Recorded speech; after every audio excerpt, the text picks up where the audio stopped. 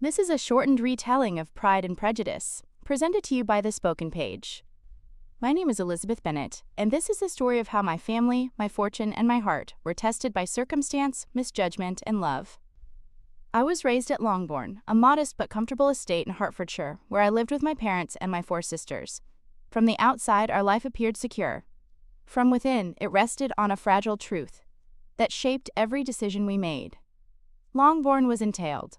When my father died, our home would pass not to any of his daughters, but to a distant male cousin.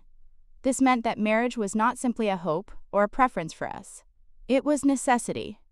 My mother never forgot this. She lived in a constant state of anxiety, convinced that our future depended on securing advantageous marriages as quickly as possible. My father, though intelligent and kind, preferred wit to intervention, and often observed the world's foolishness rather than correcting it. Between them, my sisters and I learned early that women must navigate society carefully, with little room for error. Of my sisters, I was closest to Jane, the eldest. She was beautiful, gentle, and inclined to see the best in everyone. Where she trusted, I questioned. Where she hoped, I judged. I believed myself perceptive, and I took pride in my ability to read people quickly. Everything began to change when a wealthy young gentleman named Charles Bingley took residence at Netherfield Park. He was friendly, open, and eager to please. Almost at once, it became clear that he admired Jane, and Jane, though cautious in expression, returned his feelings. Their affection grew quietly, without drama, and I believed it to be sincere. Bingley did not come alone. With him arrived his friend, Fitzwilliam Darcy. Darcy made an impression the moment he entered a room. He was tall, composed, and obviously accustomed to respect. His fortune was large, his connections impressive, but his manners were cold. At a public ball, he refused to dance, spoke little, and surveyed the company as though he found it wanting. When he declined to dance with me, remarking that I was tolerable, but not enough to tempt him, I laughed it off publicly and condemned him privately. In that moment, I decided he was proud, and I took pleasure in disliking him. Soon after, Jane was invited to Netherfield by Bingley's sisters and, following my mother's designs, traveled on horseback in poor weather. She fell ill and was persuaded to stay. I walked several miles through mud and fields to see her, arriving disheveled but unconcerned.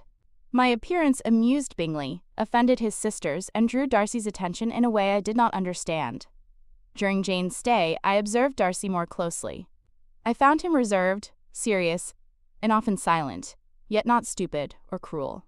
At times he engaged me in conversation, and I sensed a sharp intelligence beneath his stiffness. Still, my early judgment remained. I believed him arrogant, and I was not inclined to revise that opinion. Then another man entered our circle, one who seemed designed to confirm everything I believed about Darcy. His name was George Wickham. Wickham was charming in every way Darcy was not.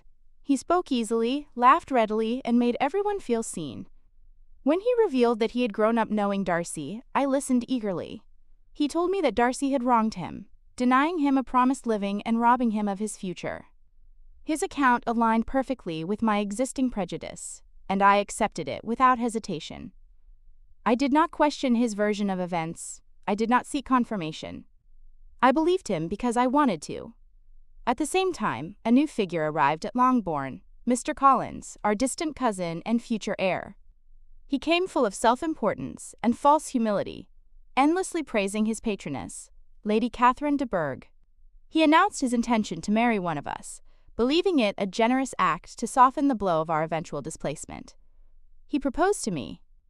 His proposal was a speech, not a question. He spoke of duty, advantage, and propriety, assuming my consent as inevitable. When I refused him, he treated my refusal as performance, not decision. Only with my father's support was the matter settled. Soon after, Mr. Collins proposed to my friend Charlotte Lucas, who accepted him. Charlotte did not expect romance. She wanted security. Her choice disturbed me, yet forced me to confront the reality that marriage, for women, often served survival more than happiness. Not long afterward, Bingley and his party abruptly left Netherfield. Jane was deeply hurt, though she refused to accuse him of intentional cruelty. She traveled to London in hopes of renewing the connection, but was met with polite indifference from Bingley's sisters. I suspected influence at work, though I did not yet know its source. In the spring, I visited Charlotte at her new home near Rosings Park, the grand estate of Lady Catherine. There, I encountered Darcy again. His behavior toward me had changed. He sought my company, he listened. He seemed restless, conflicted, and serious in a way that unsettled me. And then, unexpectedly, he proposed. He declared his love, but he did so while describing the struggle it had cost him. He spoke of my inferior connections, my family's improprieties, and the obstacles that made loving me difficult. He meant to be honest. Instead, he was offensive. I refused him without restraint.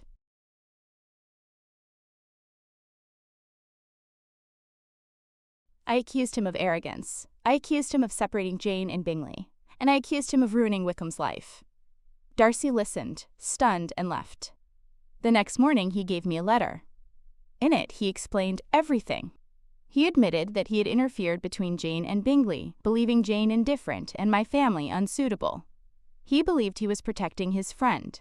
He admitted he had been wrong. Then he told the truth about Wickham.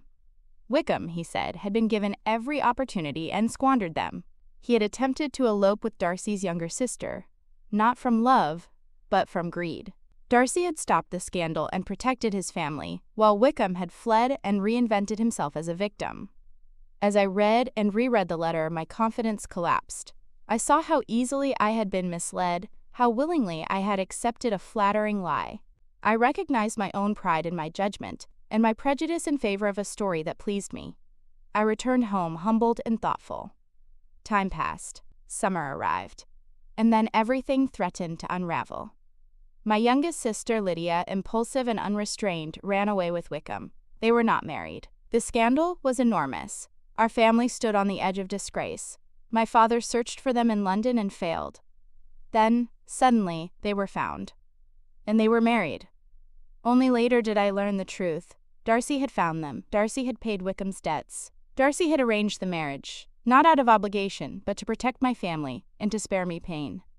Around the same time, Jane's happiness was restored. Bingley returned, free from interference, and proposed to her. She accepted, and her joy was complete. I believed my own story finished quietly. I was wrong.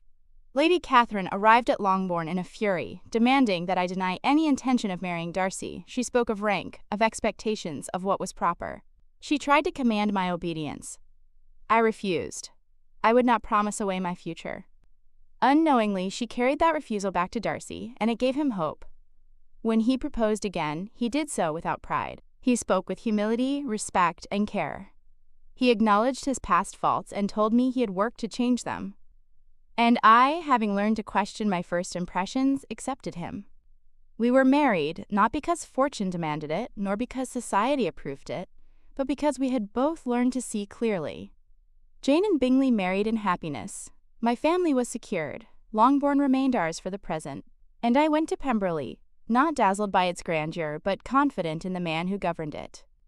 What I learned, above all, was this: that judgment without reflection is blindness, that pride may disguise itself as dignity, and that love, when it lasts, is built not on illusion, but on growth.